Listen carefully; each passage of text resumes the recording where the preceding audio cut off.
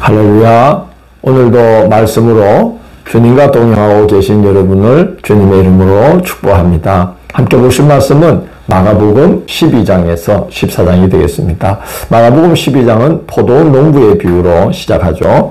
이것은 예수님이 예루살렘 성전 마당에서 말씀을 전하자 유대교 당국자들이 예수님의 건의 문제를 들고 나왔었습니다. 예수님은 그들의 악함을 이제 드러내시기 위해서 이 비유를 말씀하신 게 아닌가 생각됩니다.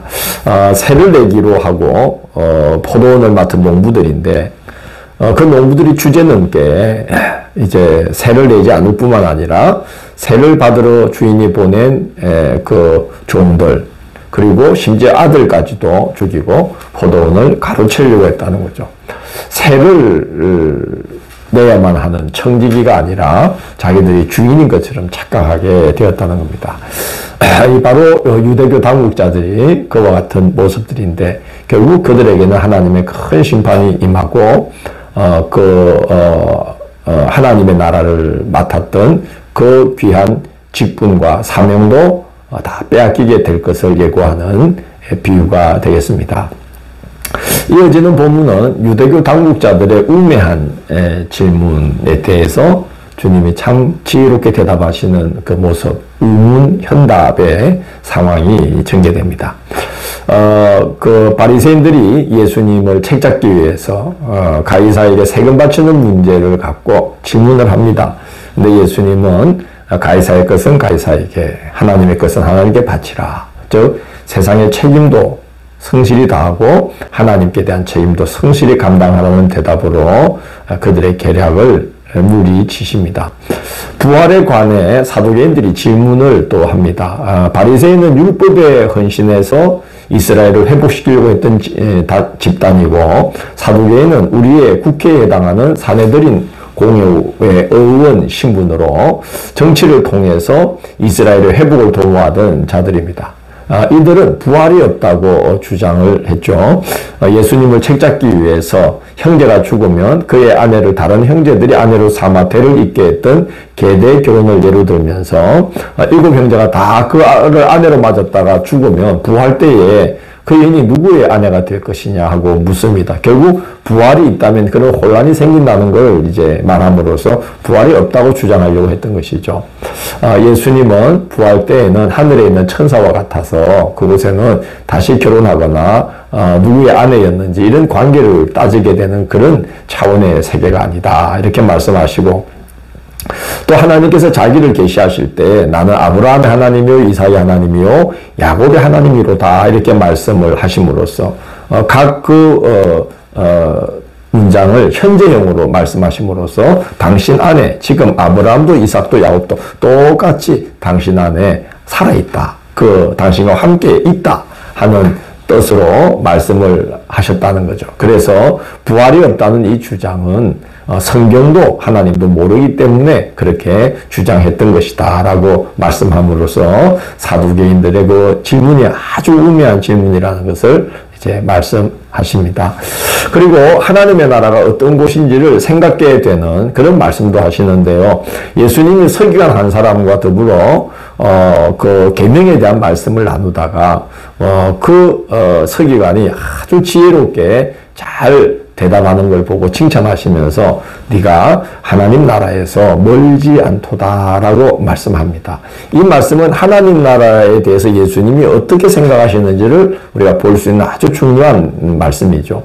이스라엘 백성들은 메시아가 오면 하나님 나라를 다윗 왕국과 같은 모습으로 아주 순식간에 번듯하게 그런 제국보다 더 뛰어난 나라를 이제 이룰 것이라고 기대를 했습니다. 그러나 예수님의 말씀을 잘 들어보면 그 하나님의 나라는 그런 곳이 아니라 말씀의 씨가 떨어져서 거기서 싹이 트고 열리고 자라게 되는 것이다 하는 것을 이제 생각할 수 있게 됩니다.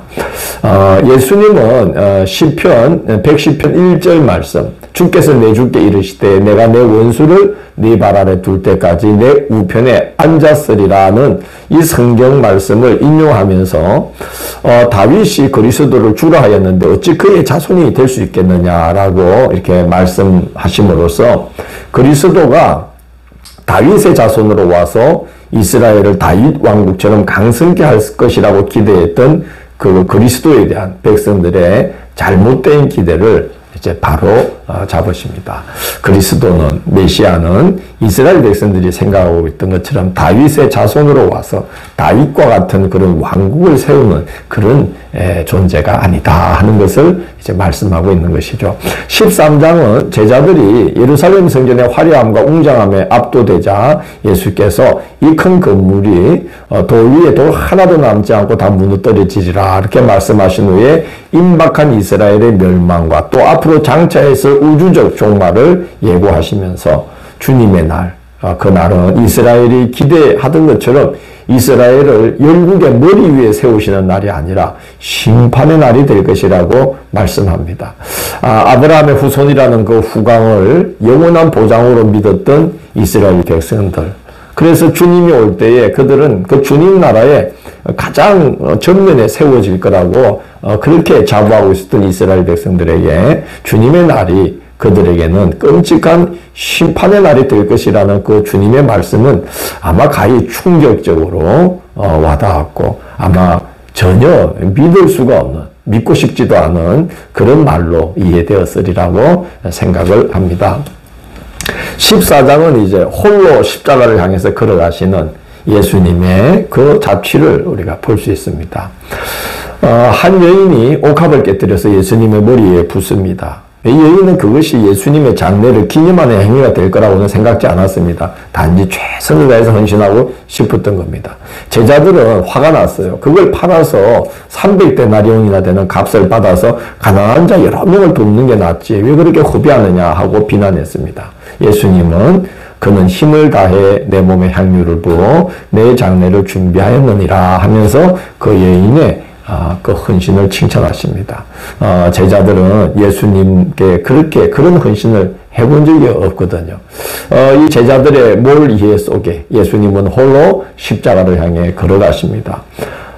이제 예수님은 제자들과 함께 유월절 만찬을 나누시는데요. 12절에 보면 그때가 무교절의 첫날 곧 유월절 양 잡는 날이다 라고 기록되어 있습니다. 예수님은 당신이 유월절 속죄양처럼 속죄의 제물로 십자가에 달리신 것을 제자들이 나중에 깨닫게 하시려고 유월절 양 잡는 날에 제자들과 만찬을 나누시며 떡과 잔을 돌리면서 그 십자가에서 당신이 행하실 일의 의미를 가르치십니다. 그리고 그 자리에서 이제 가룟 유다의 배반, 또 제자들이 당신을 버릴 것, 그리고 베드로가 3번이나 부인할 것을 그 자리에서 말씀을 하십니다. 그리고 마지막 결단의 기도를 하실 때도 제자들은 주님과 기도로 함께하지 못하고 지쳐서 잠이 들어 있습니다. 예수님이 마지막으로 십자가를 향해서 걸어가는 그 여정은 참 어떻게 보면 쓸쓸하고 또 제자들과 상당히 어색한 그런 분위기 속에서 착잡한 그런 분위기 속에서 홀로 기도하시면서 십자가를 향해 가고 계신 것이죠. 예수님이 십자가를 향해 마지막 걸음을 내디딜 때 사람들의 악함과 사람들의 우매함, 제자들의 무지함과 그들의 나약함 이런 것들이 여실히 드러났습니다. 그리고 주님은 그런 중에 홀로 십자가를 감당하십니다. 바로 그 모습이 우리의 모습이기도 하고 또 그런 중에도 아버지의 뜻을 받들어 십자가를 향해 홀로 걸음을 내딛는 예수님의 모습이야말로 우리가 흠모하며 따라가야 할 모습이 아닌가 하는 생각이 듭니다. 내일 10월 20일 수요일은 마가복음 15장 16장을 만민에게 복음을 전파하라는 제목으로 살펴보도록 하겠습니다. 오늘도 함께해 주셔서 감사합니다. 주님 감사합니다.